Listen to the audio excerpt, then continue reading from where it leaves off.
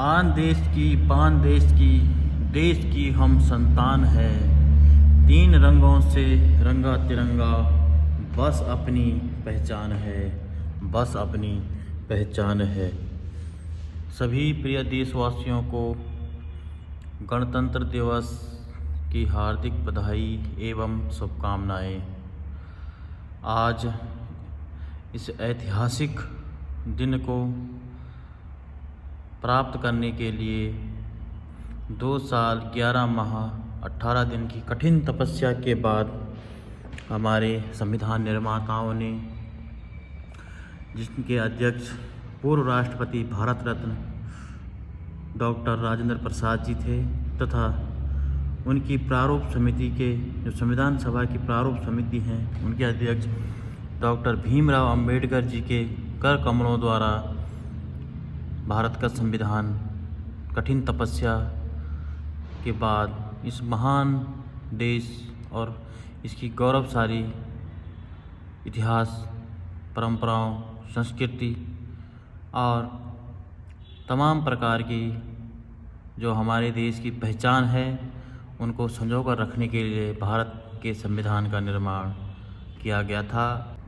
15 अगस्त 1947 को जब देश आज़ाद हुआ, तब देश के सामने एक विकट समस्या थी कि देश की शासन व्यवस्था, देश की तमाम प्रकार की व्यवस्थाएं कैसे संचालित की जा सके। साथियों, इस गंभीर विषय को मद्देनज़र रखते हुए हमारे उन महान पुरखों ने, संविधान निर्माताओं ने संविधान सभा का गठन किया, और जिसका उद्देश्य विस्तृत चर्चा और वाद विवाद करके देश को एक गौरवशाली और संप्रभुता संपन्न राष्ट्र बनाने का जो सपना था, उसको साकार करने के लिए एक संविधान का होना अति आवश्यक था। साथियों, हमारे देश का संविधान 11 अलग अलग देशों से लिया गया है। जो जिसकी अच्छाइयाँ थीं, उनको इस संविधान में अंगीकार किया गया था, और उन सभी को एक प्रारूप में एक पुस्तक का रूप देने के लिए इसका गठन किया गया। साथियों, और हमारा संविधान हमें सिखाता है अपने देश के प्रति, हमारे इस महान राष्ट्र की गौरवशाली जो विकास यात्रा है,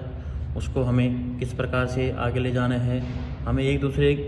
लोगों के प्रति किस प्रकार का व्यवहार, किस प्रकार का आचरण करना है, ये सब हमारा संविधान, जो हमारा भारत का संविधान है, वह सिखाता है। साथियों, 15 अगस्त 1947 को देश के सामने बहुत सारी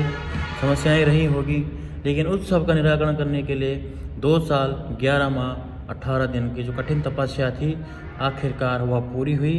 और 26 जनवरी सन 1950 को हमारा देश एक गणतंत्र देश के रूप में, रिपब्लिक देश के रूप में उभर कर दुनिया के सामने आया, और जो अपनी विकास यात्रा को निरंतर आगे बढ़ा रहा है। हम अपने गौरवशाली राष्ट्र, इसकी संस्कृति, इसकी सभ्यता, इसकी परंपराओं पर गर्व महसूस करते हैं और कृतज्ञता व्यक्त करते हैं कि हमारे देश ने यहाँ के नागरिकों को उनके संविधान के अनुरूप जो शक्तियाँ प्रदान करी हैं, उसके लिए हम धन्यवाद करते हैं। और अपने जो संविधान ने हमें मूल अधिकार दिए हैं, उनके साथ साथ मौलिक कर्तव्य भी दिए हैं, हमें उनके ओर भी ध्यान देने की आवश्यकता है। साथियों, क्योंकि हर कोई मूल अधिकारों पर ही चर्चा करता है, लेकिन जो मौलिक कर्तव्य हैं उनके ऊपर किसी का ध्यान नहीं जाता है। तो साथियों, हमें अपने मौलिक कर्तव्यों, जो हमारे नागरिक कर्तव्य हैं, उनका भी पालन करना चाहिए, और एक सजग, सुदृढ़ नागरिक होने के नाते हर प्रकार के हमारे देश में जहाँ पर भी कुछ होता हुआ दिखाई देता है, अपनी ओर से कुछ न कुछ करने का प्रयास करना चाहिए। आज के इस ऐतिहासिक दिन को याद करते हुए हमें अपने वीर शहीदों, हमारे देश के अमर बलिदानियों, उनको भी याद करना चाहिए, क्योंकि इस तिरंगे के नीचे हम सभी भारतवासी आज खड़े हैं। उसके लिए उन वीर अमर शहीदियों, बलिदानियों, जिन्होंने देश की स्वतंत्रता के लिए अपने प्राणों की आहुति दी, देश की रक्षा के लिए वर्तमान समय में अपनी प्राणों की आहुति दे रहे हैं, उन सबको भी आज याद करने का दिवस है। तो साथियों, आप सभी को पुनः गणतंत्र दिवस के इस पावन अवसर की हार्दिक बधाई एवं शुभकामनाएं।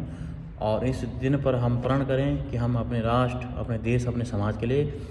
कुछ ना कुछ अच्छा करने का प्रयास करेंगे, अपने मौलिक कर्तव्यों का पालन करेंगे और अपने इस महान देश जो हमारा भारत देश है, हमें गर्व है सबको, और अपने इस तिरंगे झंडे के आन बान शान के लिए हमेशा एकजुट रहेंगे, एकत्रित रहेंगे और अपने महान राष्ट्र की, इसकी महान संस्कृति सभ्यताओं को संजो कर रखने के लिए हमेशा सतर्क रहेंगे। बहुत बहुत धन्यवाद आपका। जय हिंद, जय भारत, जय उत्तराखंड, जय हिंद।